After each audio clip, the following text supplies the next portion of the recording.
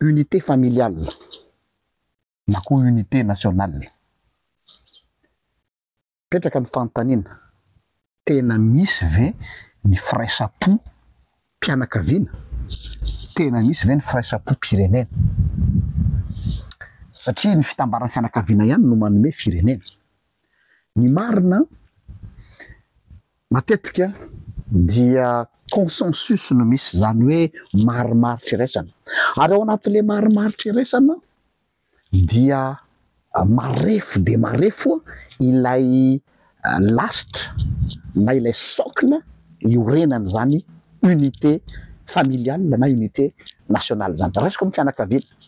Amin'ny fianakaviana dia zao hoe tsy maintsy manaraka ny tenin'ireo ray aman-dreny fotsy volo sy atao hoe alonaka eo amin'ny tanàna na amin'ny fianakaviana dia mody ho tazana hoe mikambana zany le fianakaviana. Fa raha misy olona anankiray fotsiny na fianakaviana na groupen'olona anankiray ao anatin'le fikambanam-be mpianakaviana io vao ataontsika hoe lazaina fa hoe mpanakorotana, dia rehefa tena zoina nefany tsy mpanakorotana izy fa ataontsika hoe sendra nametraka fanontaniana izay tsahany rehetra napetraka hatramin'izay fa secret de polichinelle ho zay zany teny vazaha, ny évitena le sujet mba tsy hisy blême.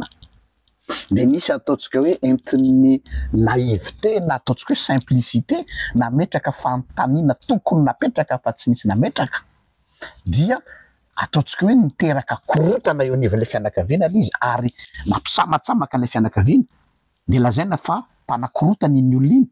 Ny marina dia zao efa misy fissure tao anatiny hatramin'izay ary saritsarina firaisana le misy firaisapo, tsy misy firaisapo zany fa karazana hoe mba hampilamina ny toedrarà dia mangina fotsiny ihany.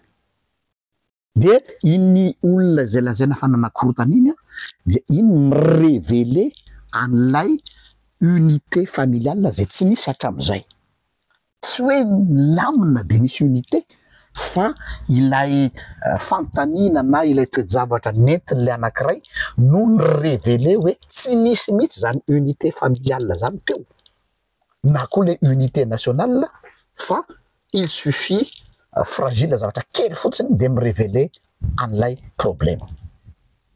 Ao amin'ny soratra masina ihany koa dia misy an'izany teny Jesosy, mety diso fandray no maro ary nanafotona sasany hoe zaho izy hampifandrafy ny olona amin'ny rainy ary ny zanany vavy amin'ny zanany amin'ny reniny, amin'ny reniny ny rafozany amin'ny vinatony, dia miraisy ny olona hoe ny finoana ve zany mampiady?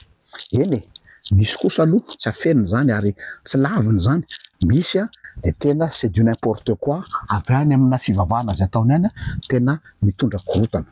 Fa ity no zavatra anankiray, ny conviction anananao kosa, ny fijoroanao amin'izay fahamarinana anankiray, ka io tahaka ny hitanareo ohatra miditra amin'ny fitrano anankiray ianao mitondra jiro na lampe de poche, na ataontsika hoe tsy mitondra lampe de poche fa mampirehitra jiro ka le toerana efa feno kadradraka sy kalalao sy voalavo azafady, ampirehetinao ny jiro dia tonga dia miparitaka daholo ilay voalavo, mianjerany vilia, mianjerany ny entana rehetrarehetra, dia moa ve le jiro amin'izay fotoana izay no nahatonga le korotana tao sa le voalavo nipetraka namitsaka tsara tao hatramin'izay tsy nisy manelingelina fa vao nisy mazava ny rehatra dia miseho daholo ny zavatra rehetrarehetra.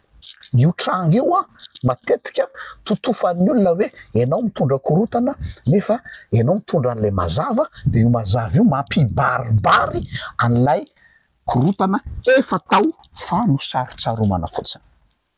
Izay le lazainy Jesosy hoe ampifandrafy, zany hoe lasa mety hiteraka fisarahana tsy fidiny.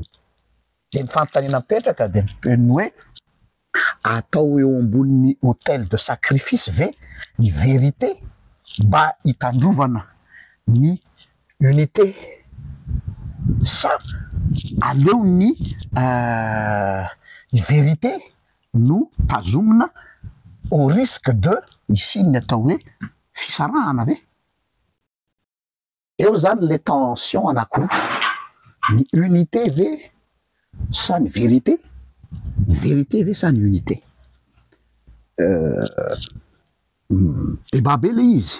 kanefa am'izay fotoana zay a ho anahy manokana de tia ny hoe ny vérité tompoko de tsy tokony atao sacrifice mihitsy amina pseudo unité. Ny unité de tokony se baser am vérité fa tsy hoe unité no ambony indrindra dia akipiny maso manoloana ny injustice. Ary na amin'ny finoana kristianina aza ny famelan-keloka y a pas de pardon sans justice.